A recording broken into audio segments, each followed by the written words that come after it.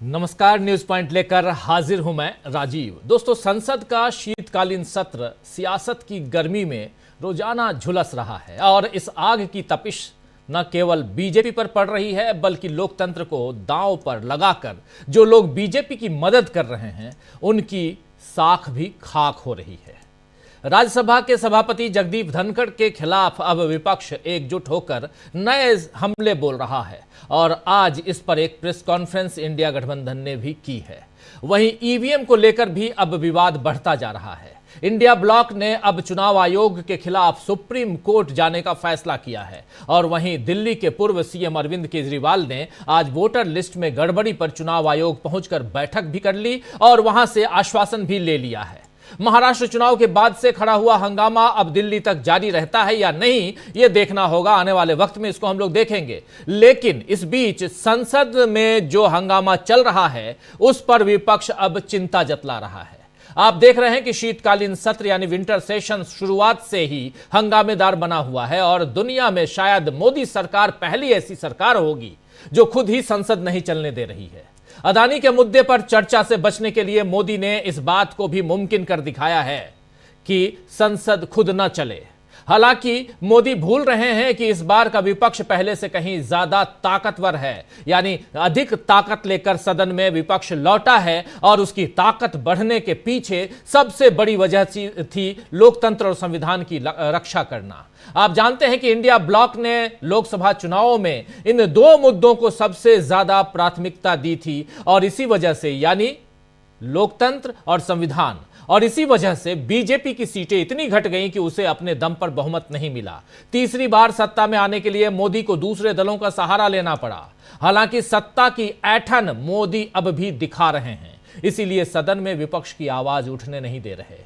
वहीं विपक्ष अपने अंदाज में विरोध कर ही रहा है। आज विपक्ष ने संसद परिसर में एक और अनूठा विरोध प्रदर्शन किया है। आज विपक्ष के लोगों ने तिरंगे और गुलाब के फूल के साथ बीजेपी तक अपने विरोध का पैगाम पहुंचाया है। ये आप तस्वीरें देख रहे हैं। वहीं नेता प्रतिपक्ष, जी हां, नेता प्रतिपक्ष ने लोकसभा अध्यक्ष, लेकिन इससे पहले नेता प्रतिपक्ष राहुल गांधी को आप देख रहे हैं और मल्लिकार्जुन खड़गे उधर दूसरी तरफ। लेकिन राहुल गांधी, ये देखिए, आ रहे हैं। राहुल गांधी ने दिया ये तिरंगा और फूल किसको? तो ये राजनाथ सिंह को। आगे बढ़ रहे हैं। वहीं नेता प्रतिपक्ष राहुल गांधी ने लोकसभा अध्यक्ष ओम बिरला से भी मुलाकात की है। क्या कुछ कहा है राहुल गांधी ने ओम बिरला से मिलने के बाद, आइए जरा सुन लेते हैं सबसे पहले, उसके बाद चर्चा आगे बढ़ाएंगे। लेकिन बहुत कुछ सदन के अंदर है, बहुत कुछ सदन के बाहर है और उसके अलावा महाराष्ट्र से दिल्ली तक फर्जी वोटर का जो खेल चल रहा है वो कहां तक जा रहा है, इन सबको समझेंगे हम आज इस चर्चा में। लेकिन पहले सुनिए राहुल गांधी को। देखिए, स्पीकर से मेरी मीटिंग हुई और मैंने उनको कहा कि देखिए, ये जो हमारी पार्टी कह रही है कि कमेंट्स थोड़ा ये जो कमेंट्स हैं, डेरोगेटरी कमेंट्स हैं मेरे बारे में, इनको एक्सपंज किया जाए। स्पीकर ने कहा कि वो इनको एग्जामिन करेंगे। देखिए, ये उल्टे सीधे एक्यूजेशन लगाते रहते हैं, मगर हमने डिसीजन लिया है, एटलीस्ट मेरी थिंकिंग है कि ये जो भी प्रोवोकेशन करें इनको हम करने देंगे, बट हम हाउस को रन कराएंगे और हमारी पूरी कोशिश होगी कि हम किसी ना किसी तरह हम हाउस को रन करें। हम चाहते हैं कि डिबेट हो, डिस्कशन हो। 13 तारीख को कमिटमेंट था कि कॉन्स्टिट्यूशन पे डिबेट होगा। हम चाहते हैं कि वो डिबेट हो और हम हाउस को रन करने देंगे। चाहे वो कुछ भी बोलें मेरे बारे में, देखिए एक सेकंड मुझे बोलने दीजिए, चाहे वो मेरे बारे में कुछ भी बोलें, बोल सकते हैं। 13 तारीख को डिबेट हो। राहुल जी, जो एलिगेशन लगाए जा रहे हैं उस पर आपको क्या कहना है? डिबेट जो एलिगेशन लग रहा है, देखिए सिंपल सी बात है। अदानी पे डिस्कशन नहीं चाहते हैं। वो अडानी से डिस्ट्रैक्ट कराना चाहते हैं और डिस्ट्रैक्शंस करते रहते हैं। आप जानते हो, मैं भी जानता हूं, एंड में हम छोड़ेंगे नहीं। आप अडानी का मुद्दा उठा रहे हैं, उनकी तरफ से जॉर्ज सोरोस को लेकर बात की जा रही है।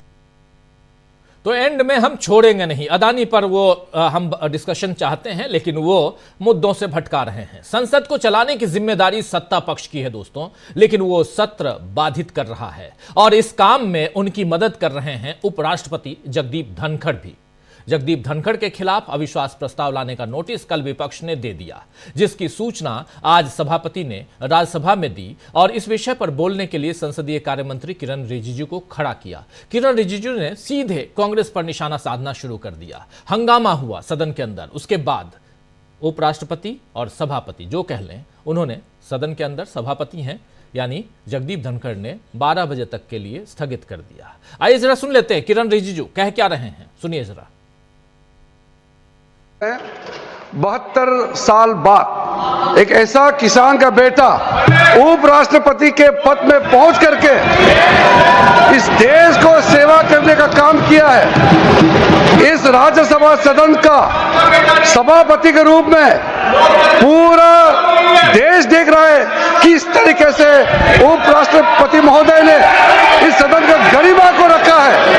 और हम शुरू से देख रहे हैं कि विपक्ष के लोग ना लोकतंत्र को मानते हैं, ना चेयर का गरिमा को ध्यान रखते हैं। आप लोगों ने, मैं नाम लेकर कह सकता हूं, टेलीविजन में बाहर जाकर के पब्लिक के सामने में उपराष्ट्रपति का नाम लेकर के आप लोग बेमतलब से आरोप लगाते हैं।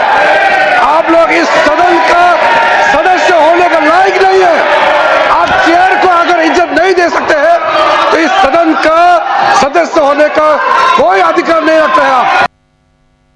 तो तिलमिलाहट साफ देखी जा सकती है यहां किरण रिजिजू की, और राज्यसभा आज स्थगित कर दी गई। लेकिन उसके बाद इसी मसले पर विपक्ष ने एक प्रेस कॉन्फ्रेंस की, जिसमें इंडिया के तमाम बड़े नेताओं ने अपनी चिंता सामने रखी कि किस तरह मोदी सरकार संविधान और संसदीय परंपराओं को नुकसान पहुंचा रही है। आइए जरा सुनते हैं मल्लिकार्जुन खड़गे इसी मसले पर कह क्या रहे हैं। आज कॉन्स्टिट्यूशन क्लब में, बिल्कुल बहुत पास है, बहुत करीब है संसद भवन के कॉन्स्टिट्यूशन क्लब, और वहां प्रेस कॉन्फ्रेंस आयोजित की गई 3:30 बजे दिन में, और उसको तमाम इंडिया के घटक दल जो है, इंडिया गठबंधन के घटक दल, सब ने यहां भाग लिया, हिस्सा लिया। और इसमें क्या कुछ कह रहे हैं मल्लिकार्जुन खड़गे, जरा सुन लीजिए।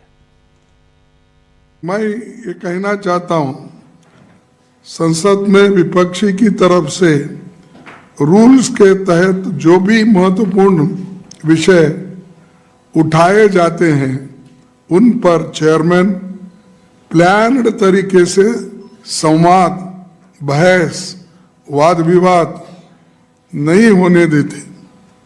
बार बार विपक्षी नेताओं को बोलने से रोका जाता है। उनकी निष्ठा संविधान और संवैधानिक परंपराओं की जगह सत्ताधारी दल के लिए है। वे अपनी अगली प्रमोशन के लिए सरकार के स्पोक्स पर्सन बनकर काम कर रहे हैं, ऐसा हमें दिख रहा है। मुझे ये कहते हुए कोई संकोच नहीं कि the biggest disturber in Rajya Sabha is the chairman himself. सदन अगर सदन ठीक से संसद की और खासकर राज्यसभा अगर नहीं चल पा रही है तो उसके लिए सबसे बड़ा अगर कोई जिम्मेदार है तो वो है खुद जगदीप धनखड़ जो सभापति हैं। मल्लिकार्जुन खड़गे ने धनखड़ पर ही गतिरोध पैदा करने की जिम्मेदारी दे डाली है। और वहीं मनोज झा ने, आरजेडी नेता, सांसद और प्रोफेसर मनोज झा ने बताया है कि यहां बात व्यक्ति विशेष की नहीं है बल्कि व्यवस्था की है, लोकतंत्र को बचाने की है। आइए जरा सुन लेते हैं मनोज झा क्या कह रहे हैं इसी मौके पे। पार्लियामेंट्री डेमोक्रेसी मेरे सारे साथी हमसे बेहतर जानते हैं। आज ही एक अंग्रेजी दैनिक ने अपना एडिटोरियल लिखा है, both the side should move but the ruling party should move little more. ये हमने एडिटोरियल नहीं लिखा है। कल अगर आपने, कल या परसों का आपने अगर प्रोसीडिंग्स देखा हो तो एक एक करके सत्ता पक्ष के ऐसे लोग जिनके लिए व्यक्तिगत बहुत सम्मान था, लेकिन आप जिस प्रकार की भाषा, शब्दावली का प्रयोग कर रहे हैं उससे सिर्फ ना हमें पीड़ा होती है, हमें लगता है कि कल को जब सत्ता परिवर्तन भी होगा, क्या हम पार्लियामेंट्री डेमोक्रेसी को रिपेयर कर पाएंगे, रिस्टोर कर पाएंगे? कितने मुद्दे लेकर के हम जनगण मन जिस दिन होता है संसद में, कितने मुद्दे थे, चाहे एक व्यक्ति विशेष का प्रधानमंत्री जी के साथ नजदीकी ताल्लुक का मामला हो जो अमेरिका में आया, या संभल की हिंसा हो, या मणिपुर हो, या बेरोजगारी का मसला हो, सारे मसले आपने खारिज कर दिए, माई वे और हाईवे। ये पर इसलिए मैं आखिर में यही बात कहूंगा कि ये पूरी कोशिश किसी व्यक्ति के खिलाफ नहीं, एक संस्था का किस प्रकार मनसा वाचा कर्मणा में व्यवहार हो और कैसे हम रिस्टोर कर पाए the finest principles of Indian democracy. Thank you so much.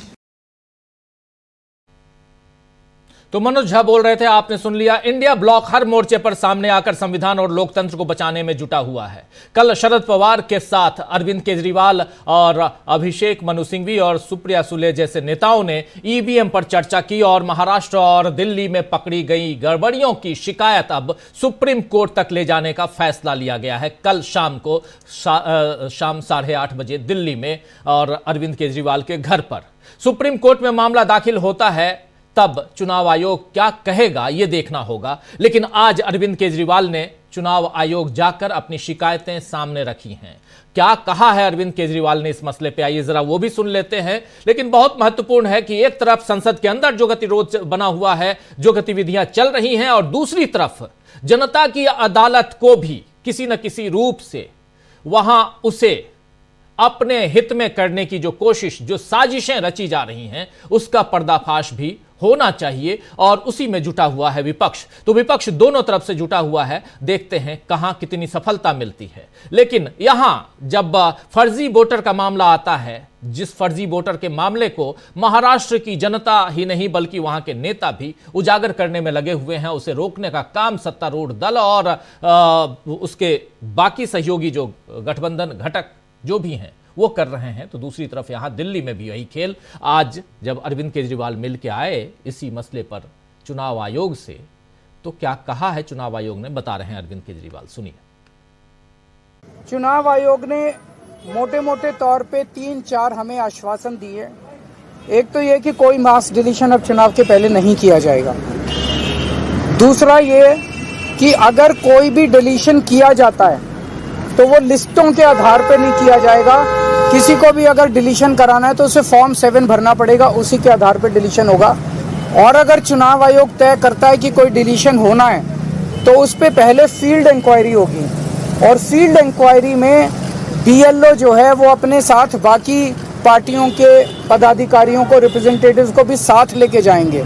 तो सभी पार्टियों के रिप्रेजेंटेटिव्स के साथ फील्ड इंक्वायरी होगी और उस फील्ड इंक्वायरी के बाद ही किसी का नाम काटा जाएगा। ये बहुत बड़ा आज एश्योरेंस है चुनाव आयोग का। अगर ऐसा होता है तो हमें लगता है कि गलत डिलीशन सारे बंद हो जाएंगे। तो आश्वासन मिल गया है यहां अरविंद केजरीवाल को और उसी को रख रहे हैं मीडिया के सामने, और कहां तक यहां उसमें सफल हो पाते हैं फर्जी वोटर्स के मामले में और उसको रुकवाने में कितना सफल हो पाते हैं अरविंद केजरीवाल, ये देखना होगा। इंडिया गठबंधन कितना सफल हो पाता है ये देखना होगा। लेकिन महाराष्ट्र का मामला बहुत जल्दी सुप्रीम कोर्ट पहुंचने वाला है। ईवीएम का मामला हो, ये फर्जी वोटर्स का मामला हो, या चुनाव में जो धांधलियां हुई हैं इसका मामला हो, ये जल्दी ही सुप्रीम कोर्ट में नजर आएगा। अगर सुप्रीम कोर्ट इस याचिका को दाखिल कर लेता है, स्वीकार कर लेता है, जो दाखिल याचिका होगी उसे स्वीकार कर लेता है सुप्रीम कोर्ट, तो आगे क्या प्रक्रिया चलती है ये भी देखना दिलचस्प होगा। और ये प्रक्रिया चलेगी तो आप जानते हैं कि डीबी लाइव आप तक पल पल की रिपोर्ट पहुंचाता रहा है, पहुंचाएगा। तो इंडिया की एकजुटता से एक बार फिर बीजेपी चारों खाने चित्त नजर आ रही है, या कहें तो चारों तरफ से फंस रही है। और इस बार का जाल जो है वो तो खुद बीजेपी ने ही बुना है, ऐसा दिख रहा है। अगर मोदी थोड़ी हिम्मत दिखाते और संसद में अदानी का नाम लेना गुनाह नहीं बना दिया जाता तो बीजेपी की पोल इस तरह नहीं खुलती। लेकिन ऐसा लग रहा है कि इस बार बीजेपी अति आत्मविश्वास का शिकार हो गई है। देखते हैं आगे क्या होता है। चर्चा की शुरुआत करते हैं। संसद में कैसे बीजेपी एक्सपोज हो रही है और कैसे महाराष्ट्र के बाद दिल्ली में भी फर्जी वोटर का खेल चल रहा है। इन दो मसलों को आगे बढ़ाते हैं। हमारे साथ कुछ वरिष्ठ साथी जुड़े हुए हैं, पहले उन सबसे आपका परिचय करवाता हूं। देखिए इस वक्त हमारे साथ 6 वरिष्ठ साथी जुड़े हुए हैं। प्रशांत टंडन जी हैं, शकील जी हैं, डॉक्टर राकेश पाठक जी हैं, अमलिंदु जी हैं, सुनील शुक्ला जी हैं और उत्कर्ष सिन्हा जी हैं। उत्कर्ष सिन्हा जी आज पहली दफ़ा हमारे साथ जुड़े हैं, वरिष्ठ पत्रकार हैं। उत्कर्ष जी, आपका स्वागत करता हूं इस कार्यक्रम में। और स्वागत इस्तकबाल आप तमाम दोस्त साथी शुभचिंतक आप सबका जो अब तक जुड़ चुके हैं या जो जुड़ने वाले हैं उनका भी। सीधे शकील जी आना चाहता हूं, जरा संसद की गतिविधियों से ही शुरू करते हैं, फिर चलेंगे उधर भी फर्जी वोटर्स के मामले पे भी आप तमाम सुधीजनों के बीच। लेकिन शकील जी जरा बताइए कि सदन के अंदर आज एक अनोखा अंदाज दिखाई दे रहा था जब तिरंगा और गुलाब के फूल के साथ विरोध प्रदर्शन का ये एक अनोखा अंदाज, लेकिन दूसरी तरफ जो राज्यसभा में चल रहा था और उसके बाद की क्या प्रक्रिया होने जा रही है, क्या कुछ दिखाई देता है। नंबर गेम में न जाते हुए एक शर्मनाक स्थिति तो उत्पन्न हो ही गई है। 72 साल के संसदीय इतिहास में यह पहली बार है कि उपराष्ट्रपति के खिलाफ अविश्वास प्रस्ताव, छोटी मोटी घटना नहीं है। राजीव जी, सबसे खास बात जो है वो राहुल गांधी ने आज स्पीकर ओम बिरला से मिलने के बाद कही। उन्होंने कहा कि एंड में हम छोड़ेंगे नहीं, आपको जो करना है वो कर लीजिए, लेकिन इस मुद्दे को मैं कांग्रेस और इंडिया गठबंधन छोड़ने वाला नहीं है। अडानी पर हम चर्चा लेके रहेंगे, मेरे खिलाफ आपको जितना जो करना है वो कर लीजिए। उन्होंने कहा कि मुझे इसकी कोई परवाह नहीं है, प्रोवोकेशन जितना करना है मैंने अपने लोगों से कहा है उन्हें करने दीजिए, आप इनके जाल में मत फंसिए, लेकिन संसद में चर्चा हम करवाना चाहते हैं और इसीलिए मैं आज स्पीकर ओम बिरला जी से मिला। ये मुलाकात बहुत अच्छी रही और राहुल ने ये बड़े साफ शब्दों कहा कि मेरी पार्टी के लोग कहते हैं कि मेरे खिलाफ जो बातें कही गई है लोकसभा में, आपको मालूम है वो दोहराने से कोई फायदा नहीं है। निशिकांत दुबे ने और संबित पात्रा ने जो कहा और जो किसी भी हालत में संसद की कार्रवाई में, लोकसभा की कार्रवाई में रहना नहीं चाहिए, मगर वो अभी तक है, उसको स्पंज नहीं किया गया है। तो आज ओम बिरला जी ने ये आश्वासन दिया कि मैं इसको देखूंगा कि वो क्या है, कैसे है, उस पर क्या करना चाहिए। लेकिन राहुल ने जो सबसे बड़ी बात कही, खास बात कही, वो ये कही कि हम 13 तारीख को संविधान पे डिबेट चाहते हैं। अब स्थिति यह हो गई है, ये डिबेट जो है सरकार की तरफ से रखी गई थी। अब स्थिति यह हो गई है कि विपक्ष तो चाहता है कि डिबेट हो और सरकार चाहती है कि डिबेट किसी तरह से टल जाए। तो राहुल ने आज इसी बात को पकड़ा और कहा कि हम लोकसभा में डिबेट चाहते हैं, राज्यसभा में भी होगी उसके बाद, लेकिन वो लोकसभा के नेता, प्रतिपक्ष तो लोकसभा के बिहाफ पे बोल रहे थे, कांग्रेस के नेता के तौर पे नहीं। तो उन्होंने कहा हम लोकसभा में डिबेट चाहते हैं और उनका प्रोवोकेशन जितना उन्हें करना है वो कर लेने दीजिए, उन्हें जितने मुझ पर आरोप लगाना है लगाते जाए, लेकिन मैं इस वक्त मेरी पहली प्राथमिकता है संसद में डिबेट करना, अडानी के मुद्दे पर करना और संविधान पर करना। और वो तो आपने भी बताया ही, वो तो बड़ा इंटरेस्टिंग था कि आज रूस से लौटने के बाद जो रक्षा मंत्री हैं हमारे राजनाथ सिंह जी जब संसद आए और मकर द्वार से जब वो एंटर कर रहे थे तो राहुल गांधी उनके पास पहुंचे और उन्हें तिरंगा और गुलाब का फूल दिया। उसे राजनाथ सिंह ने लिया, उनका हालचाल पूछा, राहुल ने भी उनसे हालचाल पूछा और मुस्कुराते हुए राजनाथ सिंह, ये जी हाँ यही दृश्य है, राजनाथ सिंह जी जो है अंदर चले गए। बहुत अच्छा था ये। तो ये एक सोमवार से कर रहे हैं लगातार, रोज नए तरीके से अपनी बात कहने की कोशिश कर रहा है इंडिया गठबंधन कि किसी तरह से तो बात पहुंचे। संसद में दोनों सदनों में तो बात करने नहीं दी जा रही है, इसीलिए आज जो राज्यसभा के विपक्ष के नेता थे इंडिया गठबंधन के, उन्होंने एक प्रेस कॉन्फ्रेंस की कॉन्स्टिट्यूशन क्लब में, जो आपने अभी बताया, उसमें सिर्फ राज्यसभा के नेता थे इंडिया गठबंधन के और सारे नेता थे। और उसमें जो खड़गे जी ने सबसे महत्वपूर्ण बात कही, सबसे इंपॉर्टेंट बात जो बहुत चुभेगी सभापति जी को, कि अपने प्रमोशन के लिए आप सरकार के प्रवक्ता बन गए। प्रमोशन मीन्स उपराष्ट्रपति से राष्ट्रपति। अब बन पाएंगे या नहीं, बहुत मुश्किल है। मोदी जी के लिए उपराष्ट्रपति ने एक समस्या खड़ी कर दी। मोदी जी अभी तक विपक्ष पे आक्रमण कर रहे थे, दूसरे अपने एजेंडे को लागू कर रहे थे। अब उनका एक काम बढ़ गया कि उन्हें उपराष्ट्रपति को बचाना पड़ रहा है। और अभी ये दावा तो करते हैं कि हमारे पास संख्या बल है, लेकिन बीजेपी के अकेले के पास राज्यसभा में बहुमत नहीं है जी। उनको जो बहुमत मिलता है वो दूसरे सहयोगी दलों के समर्थन से मिलता है, और समर्थन कितना है, कब मिलेगा, नहीं मिलेगा, ये एक अलग मुद्दा है। लेकिन अकेले बीजेपी के पास राज्यसभा में नहीं है। हम उसका आंकड़ा आपको बता देते हैं कि राज्यसभा में कुल 245 सीटें हैं, और उन 245 सीटों में से बीजेपी के पास जो है वो 86-87 के आसपास सीटें हैं जी। तो बहुमत कैसे होगा? बहुमत का आंकड़ा वहां होता है 119 सीटों का। तो समस्या है, वो कहते हैं कि एनडीए के साथ में। अब एनडीए में कौन है कौन नहीं है, इसका कोई विधिवत आंकड़ा उनके पास भी नहीं है, लेकिन उन्हें शायद विश्वास ये है कि जैसा आज उन्होंने राज्यसभा में किरण रिजिजू को बोलने का मौका दे दिया, कि इसी तरह वो अपनी बात कह के अगर उन्होंने इस प्रस्ताव पर बहस कराई तो, और वहां पे उसको रिजेक्ट कर देंगे, खत्म कर देंगे। उनका अभी तक का जो सोच है वो ये है कि उस पर विपक्ष को बोलने का मौका नहीं देंगे। क्यों? क्योंकि आज जिस तरह से सारे दलों ने इस कॉन्स्टिट्यूशन क्लब में बोला है, वही बात अगर राज्यसभा में कही जाएगी तो बहुत बड़ी बात जो है दस्तावेजी सबूत के रूप में आ जाएगी, रिकॉर्ड में आ जाएगी, और विपक्ष यही चाहता है कि वो चीज रिकॉर्ड में आ जाए।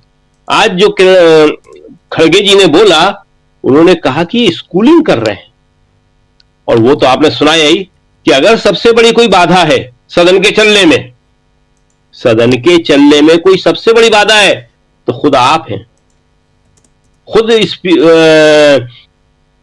चेयरमैन साहब आप हैं जी, सभापति जी आप हैं। तो ये एक बहुत बड़ा आरोप है।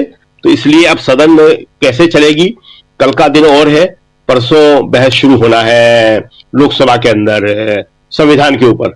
अभी तक का जो प्रोग्राम है उसमें ये बताया गया है कि राजनाथ सिंह उस बहस की शुरुआत करेंगे, और शनिवार को भी सदन चलेगा।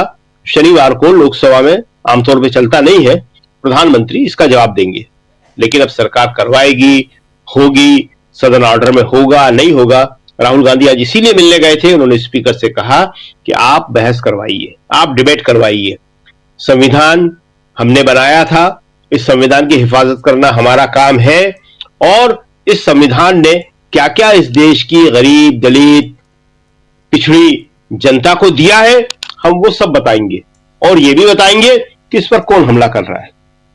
और जब ये बात होती है तो फिर सरकार के लिए मुश्किल हो जाती है। सरकार नहीं चाहती कि ये बात हो कि कौन हमला करेगा। कल हमने जैसा कि आपको बताया था कि 400 पार की बात इसीलिए करते थे वो। जी आते हैं सब आपके पास दोबारा आता हूं। शकील जी, जरा डॉक्टर राकेश पाठक जी आपके पास आना चाहता हूं। कैसे आप देखते हैं सदन के अंदर, जरा हम लोग सब तमाम साथियों से मैं कहूंगा थोड़ा शॉर्ट, और सदन में जो कुछ चल रहा है उस पर अपनी बात रखिए। और बहुत महत्वपूर्ण, 72 साल के इतिहास में पहली बार ऐसा हो रहा है कि सभापति उपराष्ट्रपति के खिलाफ अविश्वास प्रस्ताव, छोटी मोटी घटना नहीं है। और चूंकि ऑलरेडी 50 से ज्यादा सांसदों ने इस पर सिग्नेचर किया है, स्वीकार हो चुका है, और इस पे अब बहस भी होगी 14 दिन की। और जो नियमावली जो नियम है 67B के तहत, वो उसमें 14 दिन का टाइम भी चाहिए। 14 दिन क्या, अब चूंकि 22 तारीख तक ये सदन अभी चलना है, और उसमें 14 दिन का मामला नहीं बनता है। लेकिन उससे पहले होगा क्या, ये बहुत महत्वपूर्ण है। कैसे देखते हैं आप डॉक्टर राकेश पाठक जी? धन्यवाद राजीव जी। सदन में जो कुछ चल रहा था आज पूरे दिन, शुरुआत अगर फूलों से और तिरंगे से करें तो ज्यादा बेहतर होगा। फूलों से तो पंडित जवाहरलाल नेहरू का रिश्ता रहा है, उनकी शेरवानी पर हमेशा गुलाब का फूल रहता था। राजनाथ सिंह ने किस तरह, किस भाव से राहुल गांधी के हाथों से वो गुलाब का फूल लिया होगा। शकील बदायूनी का शेर है, कांटों से गुजर जाता हूं दामन को बचाकर, कांटों से गुजर जाता हूं दामन को बचाकर, फूलों की सियासत में बेगाना नहीं, राजनाथ सिंह फूलों की सियासत को समझ गए अच्छी तरह से कि राहुल गांधी और कांग्रेस पार्टी जिस नियत से फूल दे रही है उन्हें और उनकी पार्टी के लोगों को, वो देश को संदेश देना चाहती है कि हम मोहब्बत का पैगाम लेकर आगे बढ़ रहे हैं। दूसरी चीज था तिरंगा। तिरंगा भी भारतीय जनता पार्टी और उसके वैचारिक मित्र संगठन को कभी स्वीकार नहीं था। तिरंगे को गुरु गोलवलकर ने अपशकुन कहा था। संघ के मूल विचार में तिरंगा कभी भी स्वीकार्य नहीं था। जिस वक्त संविधान लागू हुआ, तिरंगे को राष्ट्रीय ध्वज माना गया, तब भी उन्होंने कहा था कि इस देश के लोग, इस देश के हिंदू भगवा के सिवा किसी ध्वज को स्वीकार नहीं करें। तो दोनों ही चीजें आज प्रतीकात्मक रूप से अच्छा संदेश दे रहे। अब आते हैं उपराष्ट्रपति के मसले पर, सभापति के विषय। किरण रिजिजू ने बड़ी मजेदार बात कही। उन्होंने कहा कि 72 साल में पहली बार किसान का बेटा उपराष्ट्रपति बना है। बीजेपी और संघ के नेताओं के साथ दिक्कत यह है कि वे न तो खुद का इतिहास पढ़ते हैं न देश का इतिहास पढ़ते हैं। अपनी ही पार्टी के नेताओं के बारे में थोड़ा सा जान लेते तो किरण रिजिजू को मालूम होता है कि इस देश में 14 उपराष्ट्रपति अब तक हो चुके हैं। उनकी पार्टी के ही 2 नाम बता देता हूं। भैरव सिंह शेखावत खाचरियावास गांव में पैदा हुए थे, राजस्थान के, जो अब सीकर जिले में है। उनके पिता भी कृषक थे, किसान थे। यानी धनखड़ साहब पहले ऐसे व्यक्ति नहीं है जो किसान का बेटा होकर उपराष्ट्रपति बने। दूसरे वेंकैया नायडू, वे आंध्र प्रदेश के रहने वाले थे। उनके पिता का नाम रंगैया नायडू था, वे भी किसान थे। और भैरव सिंह शेखावत ने तो पुलिस की नौकरी में आने के बाद नौकरी छोड़ी और दोबारा किसान बन गए। तो पहली तो तथ्यात्मक चूक उनकी ही है। अब मूल मुद्दे पर आते हैं कि 72 साल में पहली बार किसी उपराष्ट्रपति के खिलाफ, राज्यसभा के सभापति के खिलाफ अविश्वास प्रस्ताव आया है। ये अपने आप में शर्म की बात होनी चाहिए भारतीय जनता पार्टी के। इस तरह के जुमलेबाजी वाले भाषण जो किरण रिजिजू ले रहे हैं, उनसे उसे ढका नहीं जा सकता। जो कुछ सभापति अपने असंधि पर कर रहे थे इतने दिनों से, बहुत दिन बर्दाश्त करने के बाद आज विस्तार से मल्लिकार्जुन खड़गे ने, मनोज कुमार झा ने और तमाम उनके सहयोगियों ने विस्तार से जानकारी दी। सबसे मजेदार बात यह है कि नेता प्रतिपक्ष के बारे में जब भी आपत्तिजनक शब्दों का उपयोग होता है, उनकी खिल्ली उड़ाने वाले शब्द प्रयोग किए जाते हैं सत्ता पक्ष की तरफ से, ट्रेजरी बेंच की तरफ से। तो जरा भी प्रतिक्रिया नहीं देते सभापति। और अब वे ये कह रहे हैं, शिकायत करने के बाद गौरव गोगोई ने शिकायत की है कि वे एग्जामिन करेंगे।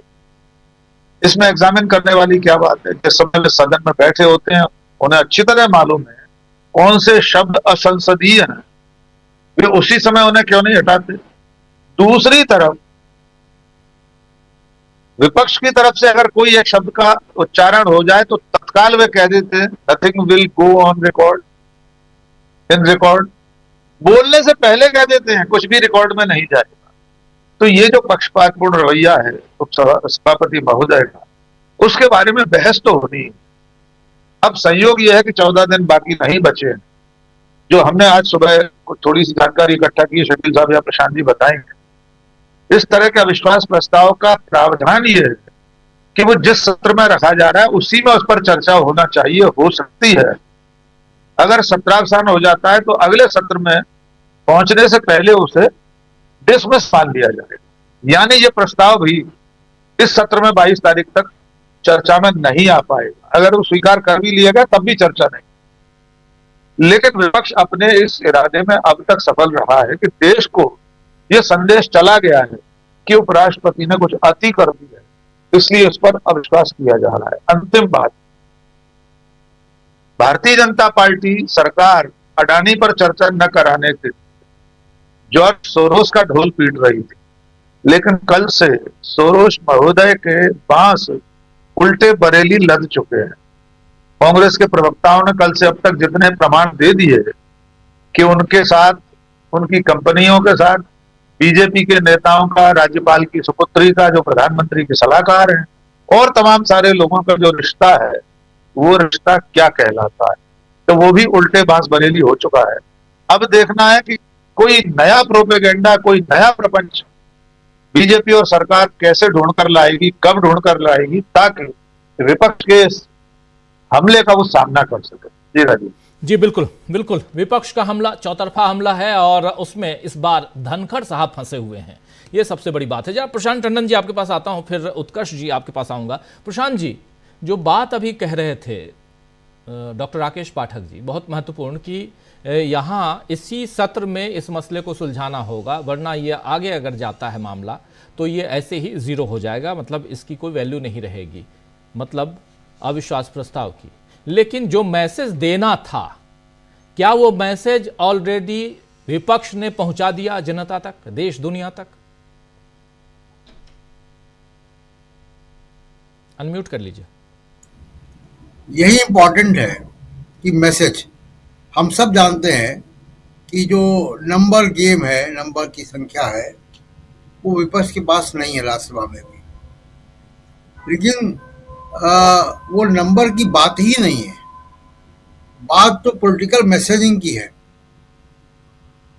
और क्योंकि ये पहली बार राज्यसभा में आया है, तो इसके बारे में कोई पिछली की परिपाटी नहीं है। बहुत विस्तार से पार्लियामेंट के रूल के बारे में जो किताबें लिखी गई हैं, और वो शक्दर की किताब बहुत कोट की जाती है वहाँ पे, जो मुख्य चुनाव आयुक्त भी थे, उनके बहुत कॉम्प्रिहेंसिव वर्क है। लेकिन वो इस मामले पे जो 67B है, उस पे बहुत ज़्यादा रोशनी वो डालता नहीं है। लेकिन एक बात जो तय है कि ये जो प्रस्ताव है, अब ये प्रॉपर्टी ऑफ द हाउस है। तो property of the house adjourn हो के दोबारा मिलेगा तो भी वो हाउस की प्रॉपर्टी है, वो ऐसा नहीं होगा कि वो लैप्स हो जाएगा। ये प्रस्ताव लैप्स नहीं होता है, पहली बात। दूसरी बात की देखिए, पहली बार ये ऐसा आया है, और आप देखिए कि उपराष्ट्रपति भी, और उनके बारे में अगर प्रेस कॉन्फ्रेंस में नेता प्रतिपक्ष राज्यसभा में ये कह रहे हैं कि सरकार के प्रवक्ता के रूप में काम कर रहे हैं, बहुत गंभीर आरोप है, बहुत बड़ा आरोप है जी। कोई भी गैरतमंद व्यक्ति हो तो बहुत शर्मसार हो जाए, इस्तीफा देके घर चला जाए। लेकिन ये राजनीतिक लड़ाई है, और इस राजनीतिक लड़ाई में जैसा खड़गे जी ने कहा भी कि आप अपने प्रमोशन के लिए ये सब कर रहे हो। वाकई अगर आप धनखड़ जी का कार्यकाल देखेंगे, हम लोग इसको कई बार यहाँ पे फ्लैग करते रहे कि सीमाएं पार कर दी, सारी जो डिसेंसी की, नियमावली की, पद की गरिमा की, कुर्सी की, सब सीमाएं वो लांग गए। यहाँ तक उन्होंने अपने आप को घोषित कर दिया कि वो कितने पुराने आरएसएस के वर्कर हैं, बिना किसी उल्लेख के, बिना किसी बैकग्राउंड के उन्होंने खुद अपने भाषण में, और केवल विपक्ष ही नहीं, सत्ता पक्ष के लोगों को भी नहीं बोलने देते वो। उनको खुद कैमरे में आने की खुद इतनी चाहत रहती है, जब तक वो आसन में बैठते हैं कि माइक उनका ही चले जी। तो केवल विपक्ष की बात नहीं, विपक्ष को तो टोकते हैं और nothing will go on record करते हैं। सत्ता पक्ष के लोगों को भी बोलने नहीं देते। आप कभी भी उनका एक कोई भी उठा के सुन लीजिए, आप कभी भी, वो किसी को बोलने ही नहीं देते। मैक्सिमम टाइम वो कैमरे में, माइक पे रहना चाहते हैं। अब लेकिन उनको जिस काम के लिए लगाया गया था कि आप इंडिया गठबंधन को, कांग्रेस पार्टी को आप डिस्करेज करेंगे और सरकार के रास्ता बनाएंगे, क्राइसिस मैनेजमेंट के लिए लगाया गया था। मैंने कल भी कहा था, जो क्राइसिस मैनेजमेंट के लिए लगाए गए वो खुद क्राइसिस बन गए हैं। अब सरकार के लिए संकट है, ये मुसीबत है, लायबिलिटी है। अब आगे का इनका कार्यकाल कितना रहेगा, राष्ट्रपति बनेंगे नहीं बनेंगे, वो भविष्य की बात है। लेकिन अभी वो सरकार के लिए लायबिलिटी बन गए हैं। राज्यसभा, जैसा मैं कई बार हम लोग यहाँ पे कह चुके हैं, राज्यसभा अपने क्वालिटी ऑफ स्पीचेस के लिए जानी जाती है। और राज्यसभा की स्पीचेस, राज्यसभा में जो भाषण होते हैं, जो उनकी क्वालिटी है, वो दुनिया के किसी पार्लियामेंट से आप उसकी तुलना कर सकते हैं जी। लेकिन उसको जैसे बिल्कुल मैं खड़गे जी की बात से सहमत हूं कि सबसे बड़े अवरोधक राज्यसभा में और राज्यसभा को की गरिमा को गिराने के लिए सबसे बड़े जिम्मेदार जगदीप धनखड़ खुद है। और केवल राज्यसभा की आसन पे ही नहीं, आप देखिए जब वो बाहर भी जाते हैं और किसी कार्यक्रम में होते हैं उस वक्त वो स्पीचेस कैसे देते हैं, बिल्कुल एक राजनीतिक व्यक्ति की तरीके से, वो भी एक स्थानीय राजनीतिक व्यक्ति की वजह से की तरह से, ऐसे राजनीतिक व्यक्ति की वजह की तरह नहीं कि जो बड़े पद पे आसीन हो और उसकी भाषा में गरिमा हो जी। मुझे तो कई बार हैरत होती है कि इतने बड़े वकील भी रहे, सुप्रीम कोर्ट में प्रैक्टिस करते थे, कि जजेस के सामने कैसे बोलते थे रहे होंगे।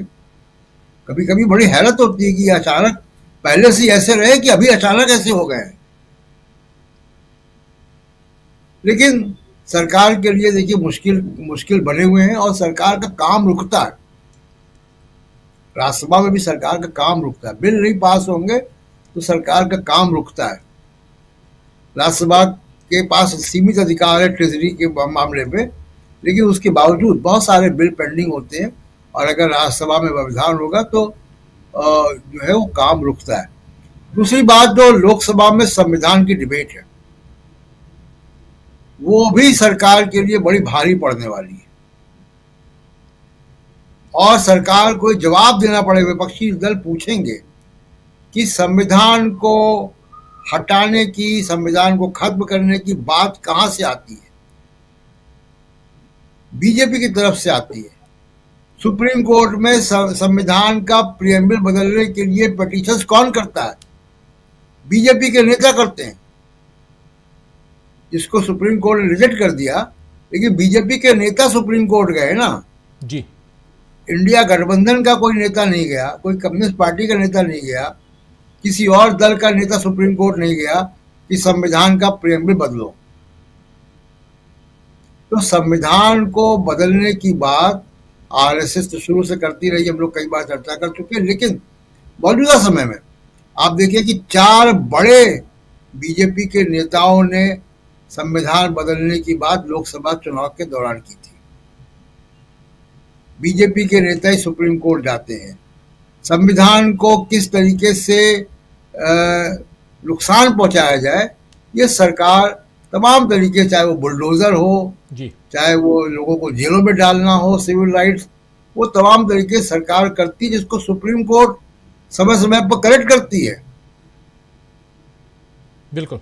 इसलिए संविधान की डिबेट में भी बहुत मुश्किल में सरकार पड़ेगी, जवाब देते नहीं बनेगा। जी बिल्कुल, आप सही कह रहे हैं। 2 बातें यहाँ महत्वपूर्ण है। एक तरफ संविधान की डिबेट, जिसे 13-14 तारीख को लोकसभा में और 16 और 17 तारीख को राज्यसभा में होना है, और इसके लिए राहुल गांधी आज गए थे, ओम बिरला से मिलकर आए। 2-3 मसला बहुत इंपॉर्टेंट था जिस पर उनकी मुलाकात हुई है। अब आगे देखते हैं संविधान का डिबेट जो है वो कहाँ तक आगे बढ़ पाता है या नहीं बढ़ पाता है। लेकिन उससे पहले राज्यसभा में जो चल रहा है उसमें खुलकर अब जगदीप धनखड़ के खिलाफ विपक्षी सांसद अगर आ गए हैं तो यहां से एक मैसेज, एक पैगाम तो दूर तक जा ही चुका है। लेकिन क्या इसका कोई असर मोदी सरकार पर पड़ने वाला है? उत्कर्ष जी, आपके पास आना चाहता हूं। बहुत गंभीर मसला है और कैसे देखा जाए इसको? क्या आपको लगता है कि इसका असर पड़ेगा सरकार पर, सत्तारूढ़ दल पर?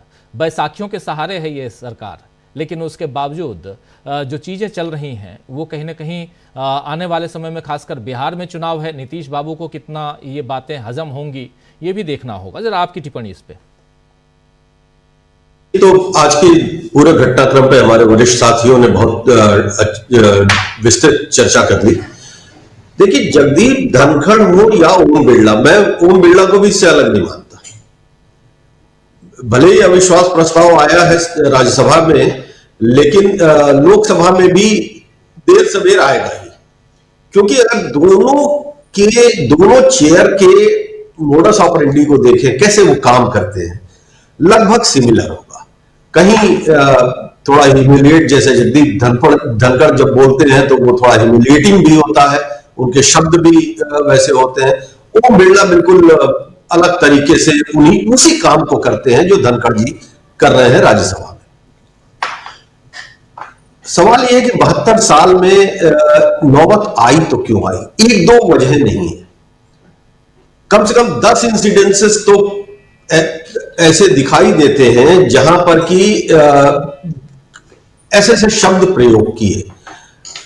किसान आंदोलन जब चल रहा था तो उन्होंने कहा मगरमच्छ के आंसू हैं ये।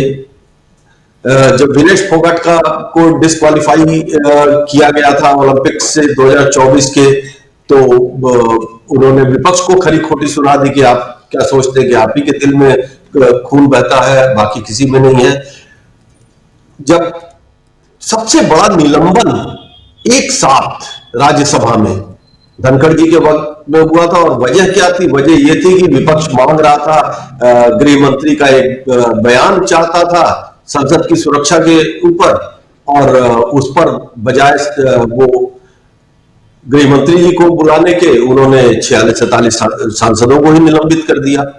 तो ये बहुत सारी चीजें थी। जया बच्चन के साथ जो उनका टकराव हुआ, जिस तरह से तू मैं हुई, जिस तरह के शब्द इस्तेमाल हुए, और जया रिएक्ट भी किया, तो हाँ, तो वो सारे ये पूरी गतिविधि ये थी ना कि बहुत नॉन सीरियस तरीके से सदन चल रहा है। देखिए, सत्ता पक्ष तकनीकी रूप से ये कहा जाता है कि जो राज्यसभा का सभापति है या लोकसभा का अध्यक्ष है वो दलगत राजनीति से अलग हो गया उसी वक्त। लेकिन ईमानदारी से देखें तो क्या ऐसा लगता है कि हमारे दोनों सदनों के जो प्रमुख हैं वो पार्टी से अलग कर पाए अपने आप को? धनखड़ जी तो थोड़ा, मैंने कहा ना कि वो और एडवांस स्टेज पे चलते हैं, तो उन्होंने तो खुद को ही बता दिया कि मैं तो आरएसएस का, और आरएसएस देश की सर्वोत्तम थिंक टैंक है।